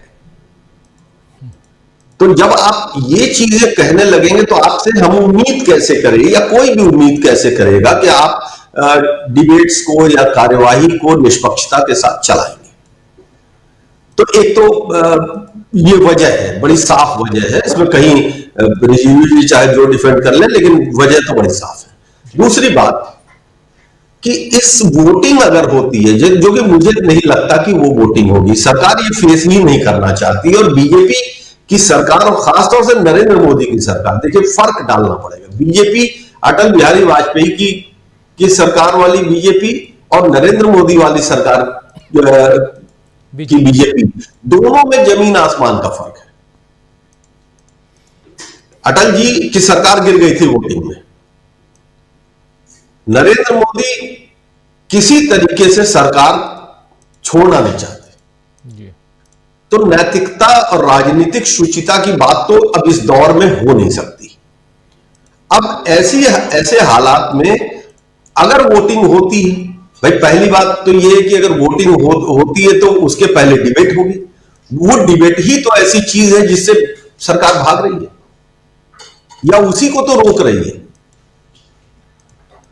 तो लेकिन अगर होने की नौबत आती है तो वाईएसआरपी तेलंगाना में और आंध्र में और नीतीश कुमार बिहार में, ये दो लोग और चंद्रबाबू नायडू, तीनों के सामने धर्म संकट होगा। वो किस बहाने से एब्सेंट होंगे या वो किस बहाने से सरकार के साथ जाएंगे, ये तो उनसे देश पूछेगा। और जो असली स्ट्रेटजी बिहाइंड दिस मूव है, मुझे लगता है कि संसद के भीतर चर्चा होगी, इसको लेके अब विपक्ष भी मुतमईन नहीं है, कॉन्फिडेंट नहीं है। इसलिए इसको इस नोटिस के जरिए वो संसद से बाहर इस डिबेट को खड़ा कर रहा है। और वो एक स्ट्रेटजी है पॉलिटिकल, जब आप राजनीति के क्षेत्र में जब रशाकशी होती है तो जाहिर सी बात है कि जनता के सामने ही जाना है। और जनता के बीच में अगर ये चर्चा आ रही है, उसकी वजहें आ रही हैं और डिफेंस के आर्ग्यूमेंट्स आ रहे हैं, तो अब सब कुछ तो पब्लिक के सामने है। तो अब बात वही है कि ये एक कैसे कन्वर्ट होता है पॉलिटिकल विन या पॉलिटिकल लॉस में, ये एक अलग बात है। लेकिन मुझे लगता है कि जो ऑब्जेक्टिव है जो उद्देश्य है इस मूव के पीछे, इस पहल के पीछे, वो बिल्कुल अभी तक कामयाब है। एक चर्चा हुई और उसमें बहुत सीधी बात है कि सदन में चर्चा कराना, देखिए बीजेपी की स्ट्रेटजी क्या रहती है, वो चीजों को दूसरे तरीके से आप पर ढकेल देती है। इस सरकार में अगर आप 10-11 साल के कार्यकाल को देखें तो एक बड़ा ये स्ट्रेटजी है कि जो भी मसला होगा, अब अडानी के ऊपर बात होगी तो अडानी के ऊपर बात नहीं होगी, जॉर्ज सोरोस के ऊपर बात होगी। अगर सदन में चर्चा की किसी विषय पर चर्चा हो तो आपको एलिगेट कर दिया जाएगा कि आप मगरमच्छ के आंसू वो कर रहे हैं। मुद्दे के ऊपर कोई बात नहीं होती है, मणिपुर के ऊपर बात नहीं होती। प्रधानमंत्री से उम्मीद कर रहा है देश मणिपुर के बारे में बात करने की। आखिर सदन किस लिए है? सदन सिर्फ कुछ चुनिंदा बिल पास कराने के लिए जो संख्या बल के आधार पर हो जाते हैं, या सदन सिर्फ भारत का सरकार का बजट पास कराने के लिए? बहुत सारे मुद्दे हैं ना, तो मुद्दों का सिलेक्शन कैसे होगा? वो अगर निष्पक्ष पीठ नहीं होगी तो उन मुद्दों के ऊपर बात नहीं होगी। कितने ऐसे बिल्स आए जिसके ऊपर डिबेट्स का टाइम ही नहीं दिया। पक्ष और विपक्ष दो चीजें हैं, तो जाहिर सी बात है कि सदन एक ऐसी जगह है जहां पर दोनों चर्चाओं को जगह मिलनी चाहिए। जगदीप धनखड़ हो या ओम बिरला, मैं दोनों को जोड़ के ही बात करूंगा कि ये दोनों लोगों ने ये इंश्योर किया है कि सरकार जिस मसले पर असहज है उसको सदन तक के पटल पर स्थान ना मिले, और यही सबसे बड़ा जुर्म है। देखिए, संविधान को बचाने की जो लड़ाई का जो इंडिया अलायंस ने नाम लिया, क्यों? जितने इंस्टीट्यूशन है, संविधान क्या है? किताब है। किताब बचाना इशू नहीं है। उसकी आत्मा कहां है? उसकी आत्मा विधायिका में है, कार्यपालिका में है, न्यायपालिका में है। उन स्ट्रक्चर पे भारत के चुनाव आयोग क्यों? और हर जगह तो संदेह के बादल है, हर जगह तो पिक्चर बहुत धुंधली दिख रही है, वो उतना साफ है नहीं। तो ये लड़ाई सिर्फ एक राज्यसभा के सभापति के खिलाफ नहीं है, लड़ाई उस पूरी प्रवृत्ति के विरुद्ध है। और मुझे लगता है कि ये लड़ाई बढ़ेगी जैसे जैसे। बीजेपी डिफेंसिव कितना होगी ये उसकी फिलहाल की स्ट्रेटजी में नहीं, लेकिन उसके जो वो बैसाखियां जो दोनों हैं वो कितनी असहज होती हैं या उनका क्या रुख रवैया बनता है, ये ज्यादा महत्वपूर्ण है। जी बिल्कुल बिल्कुल सिन्हा साहब, बहुत बहुत शुक्रिया आपका। और बहुत महत्वपूर्ण बात आप यहाँ बता रहे थे कि आगे क्या होगा। संविधान की चर्चा, संविधान पर चर्चा की डिमांड है और ये मांग पूरी करने का वादा भी है सत्ता पक्ष की तरफ से, ओम बिरला की तरफ से, धनखड़ साहब की तरफ से। लेकिन उससे पहले जो कुछ हो रहा है, क्या भरोसे लायक है? क्या भरोसा किया जाए दोनों सदनों के जो पीठासीन अधिकारी हैं उनके ऊपर? क्या अब देश भरोसा करे संसद में जो चल रहा है उसको देखकर? सुनील शुक्ला जी, कैसे देखते हैं? धन्यवाद राजीव जी। मैं भी वैसे ही देखता हूं जैसा देश देख रहा है। जी, दोनों सदनों के चेयरमैन जैसा दिखा रहे हैं। अगर वो विपक्ष को संरक्षण देते हुए दिख रहे हैं, मैं भी देख सकता हूं। नहीं दिख रहे हैं, देश को नहीं दिख रहा है, तो मैं भी उनके साथ खड़ा हूं। लोकसभा के स्पीकर और राज्यसभा के सभापति, इन दोनों जो पद है, इनसे हमेशा विपक्ष को संरक्षण देने की बात की जाती है। ये कहा जाता है कि सरकार को नहीं, आप विपक्ष को संरक्षण दें। सरकार तो इसी ताकतवर है, लेकिन ये दोनों सदनों में जो पिछले लगातार दिखाई पड़ रहा है, उससे विपक्ष की तो बात ही नहीं सुनी जा रही है। अगर विशेष चर्चा के लिए विपक्ष के द्वारा दिए गए नोटिसों का आज तक हम अब आप जब ये चर्चा कर रहे हैं, सम्मानित धनखड़ साहब ने किसी भी नोटिस को स्वीकार नहीं किया। आप मणिपुर पर चर्चा नहीं करेंगे, या बेरोजगारी पर चर्चा नहीं करेंगे, आप हिंसा पर चर्चा नहीं करेंगे, कोई भी विषय आ जाए, आप उस विषय में जो विपक्ष की नोटिस है उसको आप इस लायक नहीं समझते। और यह सम्मानित धनखड़ जी के ही कार्यकाल में हुआ है। आप पिछले रिकॉर्ड उठा कर देखिए, हर सभापति ने अपने अपने कार्यकाल में 3, 4, 5, 7 167 के तहत अनुमति दी है चर्चा के लिए। धनखड़ साहब किसी को स्वीकार नहीं करते। विपक्ष के नेता, एक बात कही जाती है कि विपक्ष का नेता जब खड़ा हो जाए बोलने के लिए तो सरकार के लोगों को बैठना है और यहां तक कि सभापति को उनको बोलने की अनुमति देनी। आप वो भी नहीं सुनते, आप विपक्ष के नेता की बात सुनने के लिए तैयार नहीं है। तो जो परंपरा है, जो सदन को संचालित करने के नियम कानून है, उस किसी चीज को आप मानने के लिए तैयार नहीं है। इस नोटिस का कितना असर पड़ेगा, आज उनका बयान भी है, जो अगर आज तत्काल बयान अगर आप सुन लेंगे तो आप अंदाज लगा लीजिए। उन्होंने कहा कि कुछ लोग देश को तोड़ना चाहते हैं, उन्होंने भी कहा कि कुछ लोग संसदीय संस्थाओं का अपमान करना चाहते हैं। ये कुछ लोग कौन है, ये भी उनको बता देना चाहिए। अगर आप, क्या उपराष्ट्रपति का पद आलोचना से परे है? अगर आप आलोचना से ऊपर उठना चाहते हैं तो निश्चित रूप से आपकी जिम्मेदारी बनती है कि आप विवादों से दूर रहें। ऐसी कोई चीज न कर। आप किरण रिजिजू साहब का आप बयान सुना रहे हैं, बहुत उत्तेजित अवस्था में बोल रहे हैं, वो भी रस में। ये कह रहे हैं कि किसान का बेटा, अरे कृष्णकांत जी किसान के बेटा नहीं थे क्या? बीडी जत्ती साहब किसान के बेटा नहीं थे? किसकी बात आप कर रहे हैं? बीबी गिरी साहब क्या थे? इस देश के हर नागरिक का कहीं ना कहीं रूट किसान से ही है। आप क्या किसान के बच्चे नहीं हैं? मैं क्या किसान का बच्चा नहीं हूं? यहां मैं दावे के साथ कह रहा हूं 99% जो दर्शक हमारे हैं उनका भी रूट कहीं ना कहीं किसान से ही होगा, खेती किसानी से होगा। उनके पिता नहीं होंगे, उनके परदादा होंगे, दादा होंगे, कोई ना कोई तो होगा ही। नहीं, मैं कह रहा हूं के बिरला साहब का बेटा किसान का बेटा नहीं हो सकता, धीरू भाई अंबानी का बेटा किसान का बेटा नहीं है जी। लेकिन क्या ऐसे लोग इन पदों पे आए हैं क्या? किसकी बात कर रहे हैं? मैं तो कह रहा हूं कृष्णकांत जी इस देश के राष्ट्रपति, उपराष्ट्रपति रहे और वो पहले एकमात्र उपराष्ट्रपति रहे जिनका पद पर रहते हुए दुर्भाग्य से निधन हुआ। वो किसान के पुत्र नहीं रहे। किरण रिजिजू साहब देश को बताने में लगे हुए हैं कि किसान के बेटे को विपक्ष स्वीकार नहीं कर पा रहा है। माने बाकी जो लोग उपराष्ट्रपति बने हैं उसमें कोई किसान का बेटा नहीं था। इसी तरह की बातें करने के लिए है। और जब विपक्ष कोई बात करना चाहेगा आप उससे बात नहीं करेंगे, अपमानजनक शब्दों का प्रयोग करेंगे, आप इस तरह से बात करेंगे जिससे कि वो विपक्ष में अगर वो बैठे हुए हैं तो जबरदस्ती सदन में चले आए, वो भी चुन के आए हुए हैं।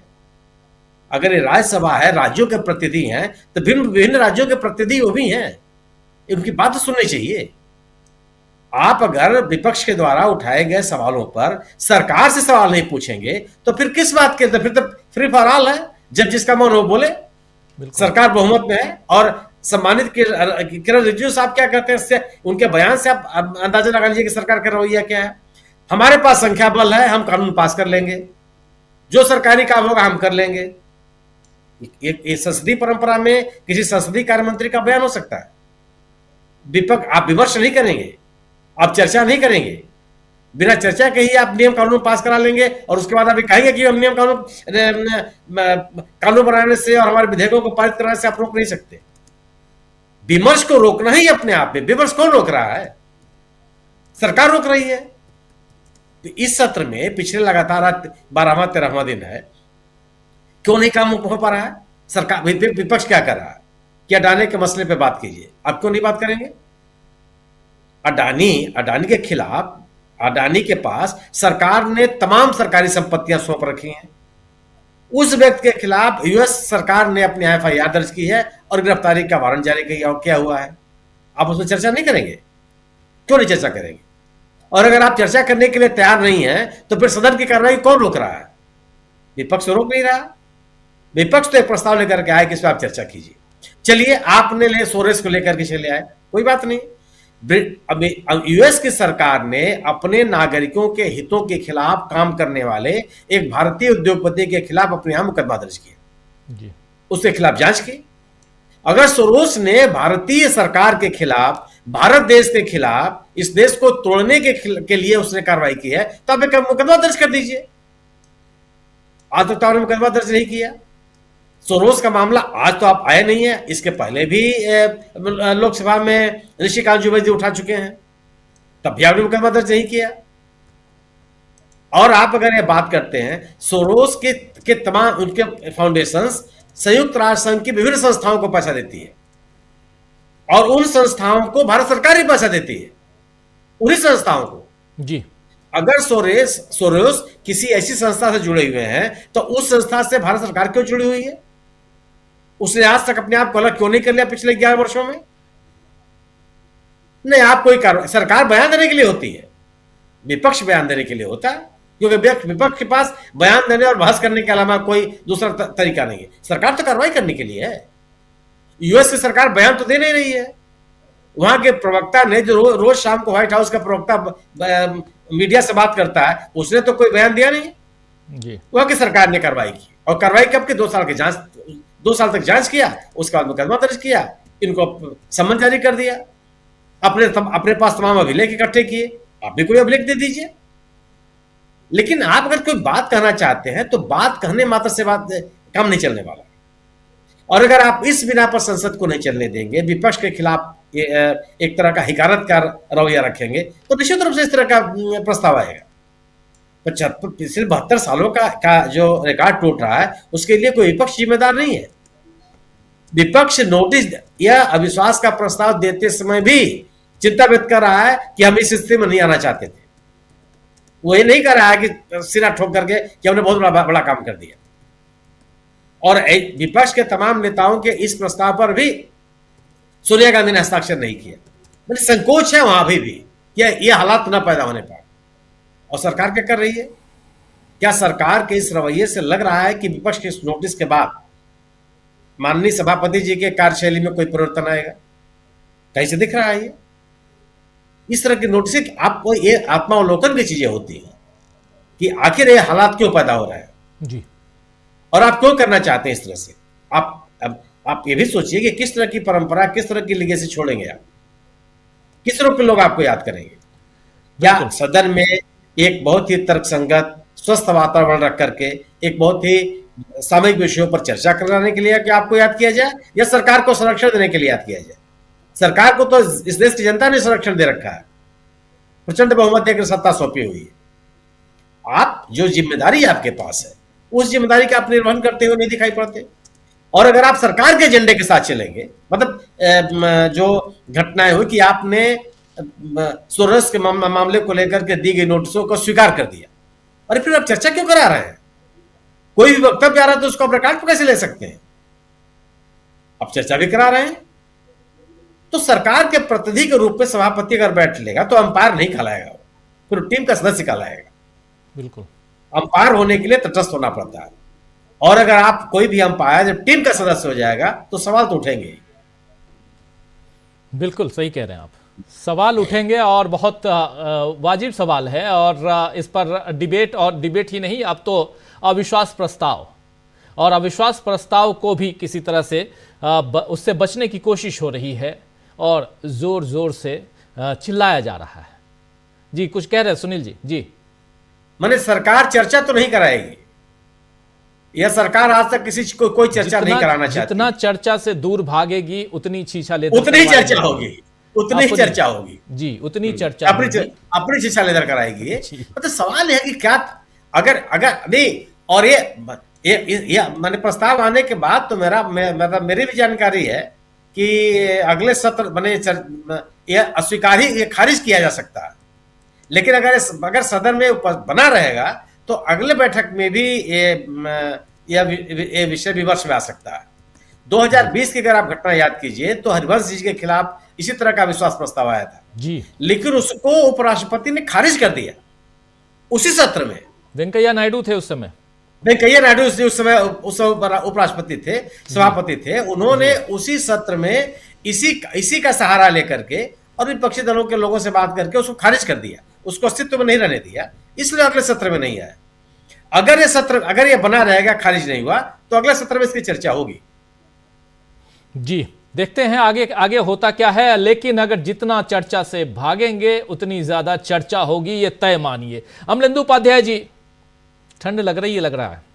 अमलेंदु जी, सर्द मौसम में गर्माहट जो है इतनी ज्यादा है बाहर, वो भी संसद के इर्द गिर्द, वो आप देख रहे हैं। और वो गर्माहट तो अब वहाँ आज थोड़ा और आगे जाकर कॉन्स्टिट्यूशन क्लब तक पहुँच गई। और आपने हमने देखा। शकील जी के पास आऊंगा दोबारा तो उनसे और पूछूंगा कि वहां क्या चल रहा था। अभी 2 लोगों की बाइट हमने सुनाई, लेकिन यहां से कुछ ना कुछ तो निकल के आया होगा, वो सुनेंगे शकील जी से। लेकिन आपसे जरा समझना चाहता हूं, चर्चा होगी, बात निकलेगी तो दूर तक जाएगी, कितनी दूर तक गई है ये बात? तक गई है बात, और इतनी दूर तक गई है कि मोदी जी को आज संसद में पहुंचना पड़ा। भले ही थोड़ी देर के लिए पहुंचे, लेकिन संसद में पहुंचना पड़ा, लोकसभा में बैठना पड़ा। कल प्रियंका गांधी ने कहा था कि पहली बार, आप याद कीजिए, प्रियंका गांधी ने कहा था कि पहली बार आई हूं, कम से कम चेहरा तो दिखा दीजिए मोदी जी। जी हाँ। तो मोदी जी इसीलिए चेहरा दिखाने के लिए आए थे, अपनी एक तरह से कहा जाए वो रस्मदाई करने आए थे, ताकि ये भी ना लगे कि मोदी जी सदन में आते ही नहीं है और बिल्कुल गायब रहते हैं। तो इसलिए मोदी जी आए। मतलब एक सत्र में 1 दिन की उपस्थिति कुछ मिनट की वो होनी चाहिए, तो वो 10 मिनट 10 मिनट की, तो 10 मिनट की उपस्थिति उनकी रही। लेकिन उस दौरान राहुल गांधी शायद सदन में नहीं थे। तो ये भी है कि राहुल गांधी सदन में होंगे तो मोदी जी नहीं होंगे। तो अब क्या जो चर्चा चल रही है कि संविधान पे चर्चा होनी चाहिए, और राहुल गांधी ने जाके कहा है स्पीकर से कि संविधान पर चर्चा होनी चाहिए, तो क्या संविधान पर चर्चा के दौरान नरेंद्र मोदी सदन में उपस्थित होंगे? ये बड़ा यक्ष प्रश्न है राजीव जी। और क्या सदन में चर्चा होगी भी संविधान पे? अब ये भी प्रश्न है। ये सबसे बड़ा प्रश्न है, ये सबसे बड़ा प्रश्न। तो चूंकि ये जो सब नाटक हो रहा है राजीव जी सरकार की तरफ से, सत्ता पक्ष की तरफ से, ये हो ही इसीलिए रहा है कि संविधान पे चर्चा ना होने पाए। क्योंकि संविधान पे अगर चर्चा होगी तो चर्चा ये भी होगी कि किस तरीके से संवैधानिक प्रावधानों को तोड़ मरोड़ कर सरकारें गिराने का काम किया जा रहा है, किस तरीके से विधायकों को खरीदने का काम किया जा रहा है, किस तरीके से चुनाव आयोग को जो है डराने का काम किया जा रहा है, किस तरीके से सदन के अंदर जो है जो सभापति महोदय हैं दोनों सदनों के, वो किस तरीके से जो है सत्ता पक्ष के चारण बने हुए। इन सारी बातों पर बहस होगी, और ये बहस भी होगी कि किस तरीके से निजीकरण करके जो आरक्षण है उसको समाप्त किया जा रहा है। तो बहुत सारे मसले उठेंगे जिनके जवाब जो है वो भारतीय जनता पार्टी के पास नहीं है। और ये भी सवाल उठेगा राजीव जी कि क्या प्रधानमंत्री नरेंद्र मोदी ने वास्तव में संविधान पढ़ा है? जो वो सवाल उठा रहे थे महाराष्ट्र के चुनाव के दौरान कि राहुल गांधी जी संविधान की खाली किताब लेकर घूम रहे हैं, तो ये पोल भी खुल जाएगी कि मोदी जी से बताइए, कोई भी उठ के खड़ा होकर पूछ लेगा कि मोदी जी संविधान की फला अनुच्छेद का फला धारा बताइए क्या है, तो मोदी जी क्या जवाब देंगे? तो ये चीजें भी खुल जाएंगी। तो बहुत कुछ चीजें खुल सकती है। तो इसलिए संविधान पे चर्चा ना होने पाए, इसका पूरा जो है वो एक तरीके से इंतजाम किया जा रहा है। तो अब लेकिन जिस तरीके से राजीव जी जगदीप धनखड़ साहब जो एक्सपोज हो रहे हैं, और उनके जरिए भारतीय जनता पार्टी एक्सपोज हो रही है, पूरी सरकार जो है वो एक्सपोज हो रही है, ये बड़ा जोरदार मसला है। क्योंकि 70 सालों में ये सरकार बहुत कुछ करती है, मोदी जी बहुत कुछ करते हैं 70 सालों में पहली बार। तो 70 सालों में ये भी पहली बार है कि उपराष्ट्रपति जो है, जो सदन के सभापति हैं, उनके खिलाफ अविश्वास प्रस्ताव आ रहा है। और राजीव जी, अविश्वास प्रस्ताव गिरने वाला नहीं होता है, क्योंकि राज्यसभा में कोई भी अगर विधेयक का प्रस्ताव आता है तो वो राज्यसभा चूंकि कभी समाप्त नहीं होती, तो वहां प्रस्ताव गिरते नहीं। तो अगर ये प्रस्ताव आ गया है तो ये चाहे इसको अभिस्थित कर दें और चाहे आ गया है, जब भी होगा तब इस पर चर्चा तो होगी। लेकिन अगर इसको चर्चा नहीं कराई जाएगी तो लोगों के पास फिर एक संवैधानिक संकट और दूसरा पैदा होगा राजीव जी। फिर लोग सुप्रीम कोर्ट जा सकते हैं कि संवैधानिक प्रावधानों का सभापति जो है वो प्रयोग नहीं कर रहे हैं, और फिर संविधान में जो स्पीकर की शक्तियां हैं और उसके ऊपर सुप्रीम कोर्ट के बीच एक तनातनी का माहौल जो वो बन सकता है। तो एक नया संवैधानिक संकट जो पैदा हो सकता है। तो इसलिए इस पर चर्चा तो करानी ही पड़ेगी, ये पक्का है। अब जब चर्चा होगी राजीव जी, तो जगदीप धनखड़ साहब को लेकर विपक्ष के लोग क्या क्या कहेंगे, किस किस तरीके से उनको सुशोभित करेंगे। तो जगदीप धनखड़ साहब को अच्छा ये भी कोई गारंटी नहीं है कि मोदी जी राष्ट्रपति बनवा ही देंगे। भाई, जब तक राष्ट्रपति बनने का नंबर आएगा तब तक इतना बहुमत होगा भाजपा के पास कि नहीं बनवा पाएंगे राष्ट्रपति, कि नहीं बनवा पाएंगे, और क्या क्या परिस्थितियां होंगी। तो भाई, ये धनखड़ साहब जो है क्यों अपना इतना जो बेइज्जती करवा रहे हैं, ये समझ में नहीं आ रहा है राजीव जी। असली मसला ये है। तो धनखड़ साहब जिस तरीके से सत्ता के एकदम कहा जाए गुलाम बनकर काम कर रहे हैं, और विपक्ष उनको जिस तरीके से खरी खोटी सुना रहा है, अब चर्चा हो या प्रस्ताव गिर जाए, लेकिन जो बेइज्जती होनी है राजीव जी जगदीप धनखड़ साहब की, वो तो हो चुकी। अब चाहे आप कल संसद में चर्चा कराओ, चाहे 5 दिन बाद कराओ, चाहे अगले सत्र में कराओ, और चाहे 6 साल बाद कराओ, और चाहे मत कराओ, लेकिन जो बेइज्जती जगदीप धनखड़ साहब की होनी है वो हो चुकी है। और इसीलिए बार-बार लोगों ने कहा, सुष्मिता देव से लेकर और प्रियंका गांधी तक जो थी वो शर्म वाली बात कर रही थी। हालांकि सब शर्म निरपेक्ष लोग हैं, तो इनसे किसी शर्म लिहाज की उम्मीद करनी नहीं चाहिए, लेकिन फिर भी अगर जगदीप धनखड़ साहब में थोड़ी सी शर्म होगी तो मुझे लगता है खुद इस्तीफा देकर उनको चले जाना चाहिए। ये प्रस्ताव पर चर्चा हो उससे पहले राजीव। जी जी। बहुत कुछ आप ऑलरेडी सजेशन दे रहे हैं, सजेस्ट कर रहे हैं जगदीप धनखड़ साहब को, सरकार को, कि क्या करना चाहिए। देखते हैं कि आपके सजेशन को कितना ये सरकार लेती है, सुनती है। लेकिन सबसे बड़ी बात, शकील जी आपके पास आना चाहता हूँ एक बार फिर से। इधर जब पूरा का पूरा विपक्ष, उसमें भी जो सब सदस्य हैं राज्यसभा के, वो जब प्रेस कॉन्फ्रेंस कर रहे थे तो वहाँ क्या माहौल था, ज़रा आपसे समझना चाहता हूँ। और इसके बाद सुप्रीम कोर्ट तक आपके ज़रिए पहुँचना चाहता हूँ कि महाराष्ट्र में जो चुनाव में धांधलियों के आरोप लगे हैं और उसको खारिज कर दिया है इलेक्शन कमीशन ने, और अब कल बैठक हुई है शरद पवार की और अरविंद केजरीवाल की और अभिषेक मनु सिंघवी की। क्या ये सचमुच अब सुप्रीम कोर्ट जाने वाले हैं? क्योंकि प्रियंका चतुर्वेदी ने आज प्रेस को बताया है कि अब हम लोग सुप्रीम कोर्ट का रुख करने वाले हैं। कितना इसमें दम है, ये सेकंड सवाल। लेकिन पहला सवाल, इधर कॉन्स्टिट्यूशन क्लब में तमाम सदस्य मल्लिकार्जुन खड़गे की लीडरशिप में जब अपनी बात रख रहे थे तो क्या था माहौल वहां पे? देखिए, कॉन्स्टिट्यूशन क्लब में खड़गे जी ने तो बोला ही, बाकी लोगों ने भी वो सब बोला जो शायद अगर चर्चा हो जाए अविश्वास प्रस्ताव में सदन में, राज्यसभा में, तो वहां बोला जाए। संजय राउत ने आज क्या बोला? संजय राउत ने बोला कि जगदीप धनखड़ सरगस चला रहे हैं, वहां पे खुद ही बोलते रहते हैं और सत्ता पक्ष के लोगों को उकसाते रहते हैं।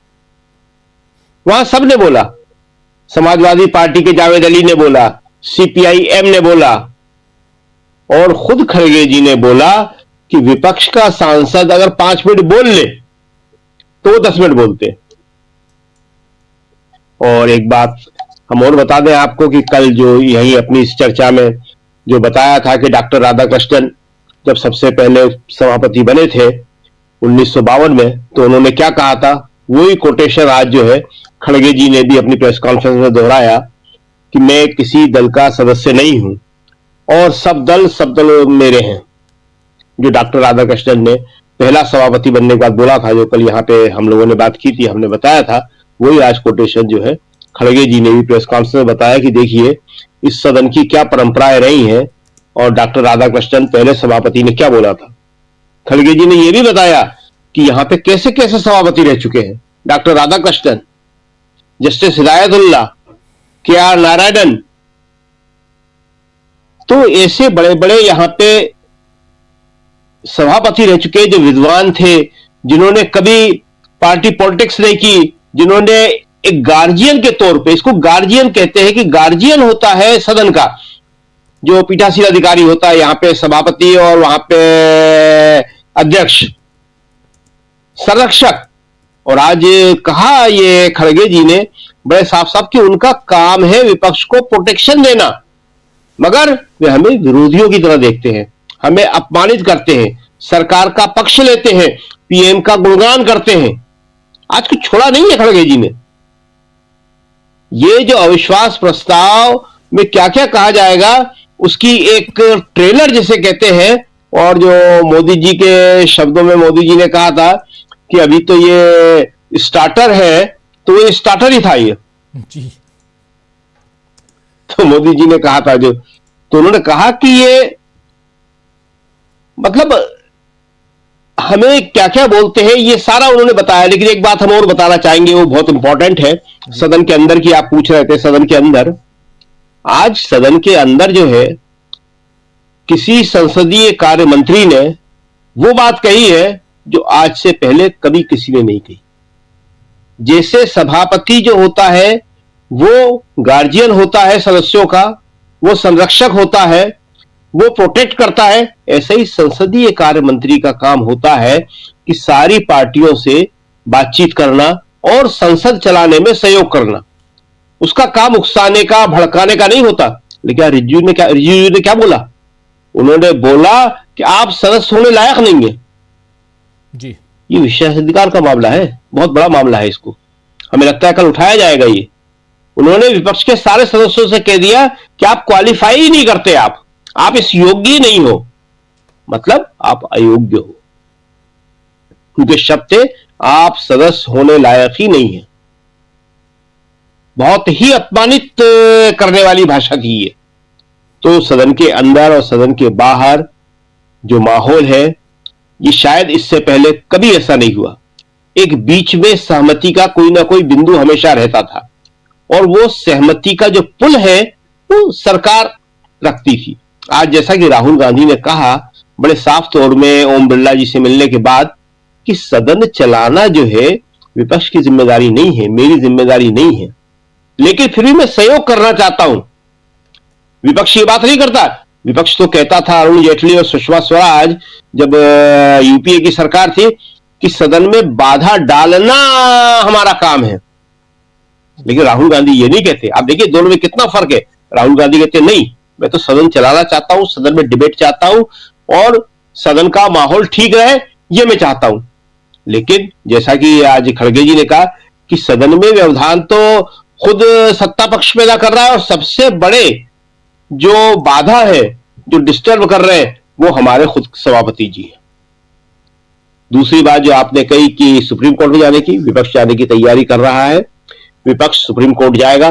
देखिए एक के बाद एक जो घटनाएं हो रही हैं, हरियाणा से शुरू हुई, हरियाणा में कांग्रेस गई थी हरियाणा के चुनाव के बाद, लेकिन उसका जवाब जिस तरह से अहंकार के साथ चुनाव आयोग ने दिया, उसके बाद वो अहंकार उसका खत्म हुआ। महाराष्ट्र के चुनाव में जब कांग्रेस ने अपना ज्ञापन दिया तब उन्होंने उसको बुलाया, उनकी समझ में आ गया कि अब ये जो विपक्ष है चुनाव आयोग को ऐसे छोड़ेगा नहीं और ये मैं सबूतों के अपनी बात रखेगा। ये जो महाराष्ट्र ज्ञापन था ये एक अच्छा डॉक्यूमेंट था जो तैयारी के साथ दिया गया था, जैसा कि अभी अरविंद केजरीवाल कर रहे हैं। अभी अरविंद केजरीवाल जा रहे हैं, उससे पहले उन्होंने सारे कागज तैयार किए थे, सारे सबूत तैयार किए थे और ये बड़ी जरूरी चीज है। और अब इन सबको लेके विपक्ष जो है सुप्रीम कोर्ट जाएगा और ये जिस तरह की सभापति जी फंस गए हैं, उसी तरह अब चुनाव आयोग का भी बच के निकलना बहुत मुश्किल है। क्योंकि देखिए पूरे देश में एक माहौल बन चुका है। हमने बताया था आपको उस दिन कि मार्केटवाड़ी जो है एक प्रतीक बन गया है पूरे देश में जी।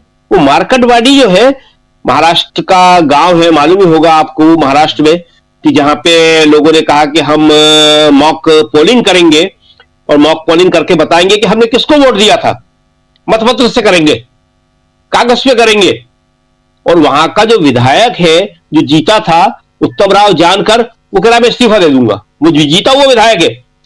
मेरे गांव के लोग जो है उन्होंने मुझे वोट दिया और वोट महायुति को चला गया, हालांकि मैं जीत गया। शरद पवार गांव में पहुंच गए। तो अब पूरे देश में एक माहौल बन चुका है और कई गांव वाले कई राज्यों में ये कहा जाने लगा है कि मतपत्र से वोटिंग कराओगे तो हम वोट देने जाएंगे, नहीं तो कोई फायदा नहीं है उसको देने का। तो ये सब सुप्रीम कोर्ट में जाने की तैयारी कर रहे हैं और सुप्रीम कोर्ट में ये मामला जाएगा और उसके बाद चुनाव आयोग के लिए बहुत बड़ी मुश्किल होगी। जी राजीव जी, घिराव होने वाला है ये कहा जा सकता है। जरा डॉक्टर राकेश पाठक जी कैसे देखते हैं आप, और खासकर मामला अगर सुप्रीम कोर्ट तक पहुंचता है तब? देखिए राजीव जी, चुनाव प्रक्रिया को लेकर इस तरह के संदेह लगातार बढ़ रहे, उसमें एक बढ़ोतरी और होगी। द क्विंट ने एक इंटरव्यू किया है जो ईवीएम बनाने वाली कंपनी है उसका, कृषि अधिकारी का, एक्सपर्ट का।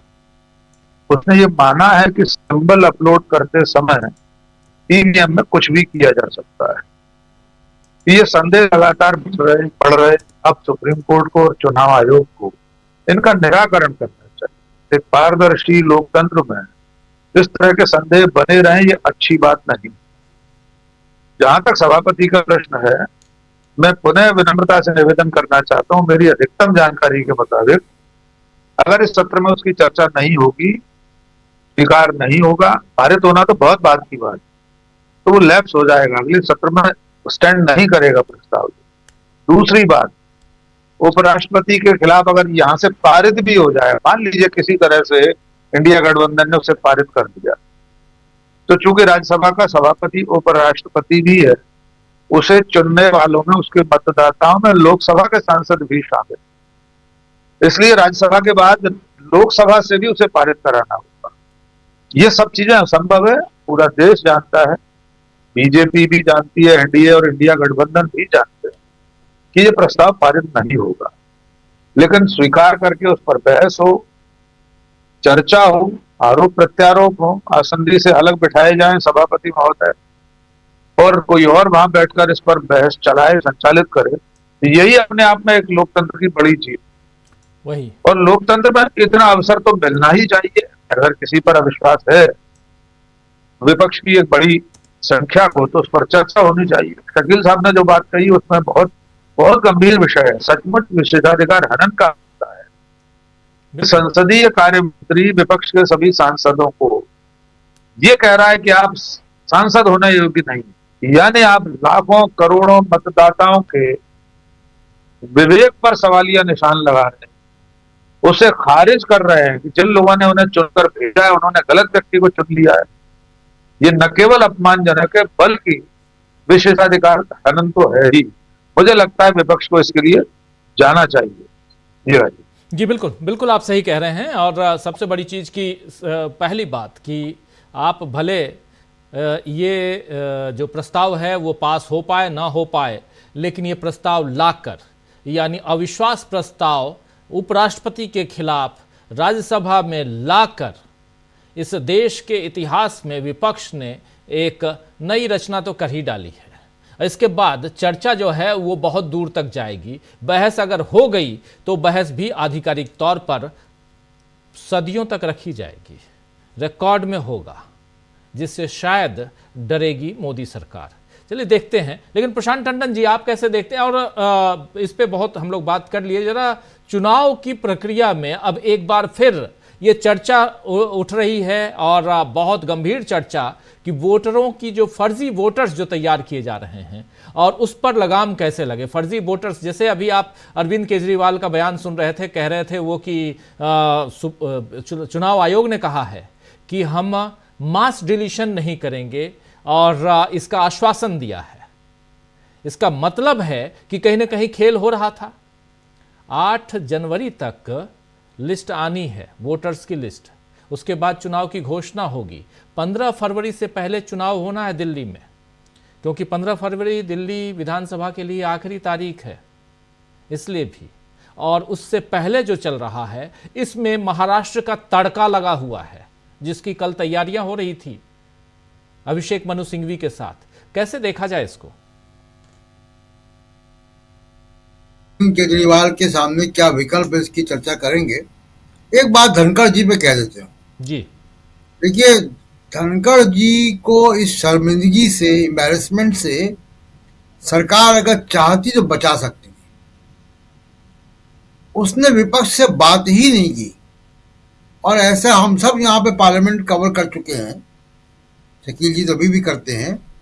सरकार कई मौकों पर अंदर स्पीकर के कमरे में, चेम्बर्स में, पार्लियामेंट्री अफेयर्स मिनिस्टर के चेम्बर में बात करती है और बार्गेन करती है। अच्छा, ये तुम्हारी बात मान लेंगे, इसको विड्रॉ कर लो, लोकसभा में ये करा देंगे, आपकी चर्चा करा देंगे, ये बिल पे, इस प्रस्ताव पे चर्चा करा देंगे, ये इसको रोक।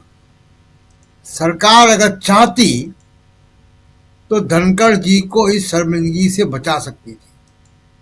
सरकार, मुझे लगता है कि मोदी सरकार ने ये तय किया कि धनखड़ अपनी लड़ाई खुद लड़े। उनको मझधार में छोड़ दिया, बेइज्जत होने के लिए छोड़ दिया, कि उनके ऊपर प्रेस कॉन्फ्रेंसेस हो, लानतें भेजी जाए उनको, उनकी आलोचना हो, नारेबाजी हो उनके खिलाफ। सरकार चाहती तो ये सब चीजें धनखड़ जी को इस क्राइसिस से बचा सकती थी। सरकार के पास बहुत ताकत होती है, सरकार के पास बहुत सारे तरीके होते हैं। सरकार ने उस विकल्प को खोजा ही नहीं, धनखड़ जी को मझधार में छोड़ दिया। अब एक बात और, आपकी बात पे मैं आता हूँ, इलेक्शन कमीशन की बात पे, लेकिन एक और डेवलपमेंट हुआ अमेरिका में अब की बार ट्रम्प सरकार में। एक महिला है वकील, उनका नाम है हरमीत कौर ढिल्लन जी। हरमीत कौर ढिल्लन किसान आंदोलन में पुलिस की, जब पुलिस लाठीचार्ज हुआ किसानों पर सिंघू बॉर्डर पे और यहाँ दिल्ली के गाजियाबाद बॉर्डर पे, तब उन्होंने सरकार की, पुलिस की आलोचना की और ये कहा, और ये भी जब ये पन्नू का मामला आया, उसकी हत्या की साजिश का मामला आया, तो ये कहा कि भारत सरकार मौत के दस्ते भेजती है सिखों को मारने के लिए अमेरिका में। जी, यही हरमीत कौर ढिल्लन को ट्रंप ने अपना असिस्टेंट अटॉर्नी जनरल मनोनीत किया है, सिविल राइट्स का। जी, तो वो काम करना शुरू करेंगी 20 जनवरी के बाद, और उनके काम पे हम लोगों की निगाहें होंगी। अब मोदी जी सोरोस पे तो फंसे हुए हैं, अपने दोस्त से कह के ये अपॉइंटमेंट कैंसिल करवा दें।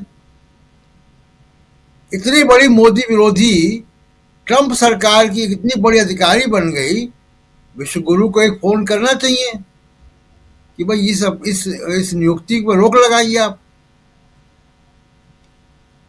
एक बात। दूसरी, अब जो इम्पोर्टेंट है, जो आपने दिल्ली का मामला उठाया, देखिए आश्वासन मिल गया अरविंद केजरीवाल को चुनाव आयोग से कि मास डिलीशन नहीं होंगे। अरविंद केजरीवाल को इसमें खुश बिल्कुल नहीं होना चाहिए, क्योंकि इलेक्टोरल रोल्स में जो करप्शन होना था वो 2024 के इलेक्शन के पहले हो चुका है। जी, अब नए इलेक्शन कमीशन, नए जो वोटर आएंगे उनमें मास डिलीशन नहीं होगा। पहले से जो फर्जी मतदाता बैठे हुए उनका क्या होगा? उसकी लिस्ट को कौन फिल्टर करेगा? उसकी जांच कब होगी? इम्पोर्टेंट तो ये है कि वोटर डिलीशन अब नहीं होगा ना, लेकिन जो 2024 और 2019 से जो प्रक्रिया चालू है, इसलिए लगातार इलेक्शन कमीशन के ऊपर महाराष्ट्र और हरियाणा का सबक देखकर अरविंद केजरीवाल अगर राजीव कुमार के खिलाफ और चुनाव आयोग के खिलाफ मासेस में नहीं गए, इनके खिलाफ मास मूवमेंट नहीं खड़ा किया चुनाव सुधारों को लेकर, चुनाव की धांधली के खिलाफ, तो इनके साथ भी वही होगा जो हरियाणा और महाराष्ट्र में हुआ है। जी, ये छोटी छोटी खुशियों पे आप संतुष्ट ना हो जाएं, क्योंकि वहां बहुत कुछ हो चुका है, तभी इतनी आसानी से राजीव कुमार मान गए। जी राजीव, बिल्कुल, बहुत इंपॉर्टेंट बात आप कह रहे हैं कि मास डिलीशन की बात तो पहले हो चुकी होगी और अब आप जा रहे हैं आखिरी वक्त में और वहां से आश्वासन मिल रहा है, तो इस पर बहुत चुस्त दुरुस्त मुस्तैद रहने की ज़रूरत है। जरा इसी बात को आगे बढ़ाइए सुनील शुक्ला जी, क्या आपको लगता है कि ये चुनाव, जैसे महाराष्ट्र का चुनाव, जैसे हरियाणा का चुनाव, दिल्ली का चुनाव भी बहुत इंपॉर्टेंट है? पिछले 25 साल से बीजेपी यहाँ बिल्कुल हाथ पे हाथ धरे हुए बैठी है। पिछले 2 चुनावों में बीजेपी का क्या हाल हुआ आप लोगों ने देखा। उससे पहले 15 साल शीला दीक्षित की सरकार थी, बीजेपी के पास नेता नहीं है। पहले तो इसी दिल्ली में नेता भी थे बीजेपी के पास, लेकिन उसके बाद भी शीला जी के समय के नेता थे। शीला जी और सुषमा जी आमने सामने थीं, सुषमा स्वराज रहीं, तो ये सब हम लोगों ने देखा। लेकिन दिल्ली के चुनाव की अगर बात करें और उसमें भी ये जो आश्वासन है, इस पर कितना भरोसा किया जाए? नहीं, भरोसे के तो सवाल नहीं पैदा होता कि आप उस भरोसे पे बैठे रहें और अपने संगठन को आप सक्रिय न रखें। 2024 के लोकसभा के चुनाव में भारतीय जनता पार्टी के खिलाफ निश्चित रूप से भारतीय जनता पार्टी का मत प्रतिशत आम आदमी पार्टी से ज्यादा है, लेकिन 2024 के लोकसभा के चुनाव में 2019 की तुलना में आम आदमी पार्टी का मत प्रतिशत बढ़ा है। और पिछले कई वर्षों से भारतीय जनता पार्टी दिल्ली में सत्ता से बाहर है।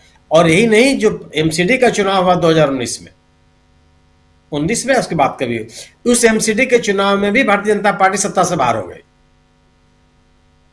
एमसीडी के में सत्ता में बने रहने के लिए एनडीएमसी को इन्होंने 4 हिस्सों में बांटा और 4 के चारों में हारी। आम आदमी पार्टी का हर जगह जीत की चली है। लोकसभा के चुनाव इन्होंने निश्चित रूप से 7 के 7 सीटें दर्ज कर लिया।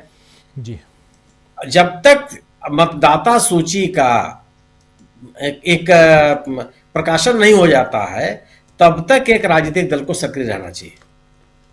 राजनीतिक दलों को के समर्थकों के नाम किस तरीके से हटाए जाते हैं, जोड़े जाते हैं, यह कोई नई बात नहीं है, लेकिन अब संस्थागत तरीके से होने लगा।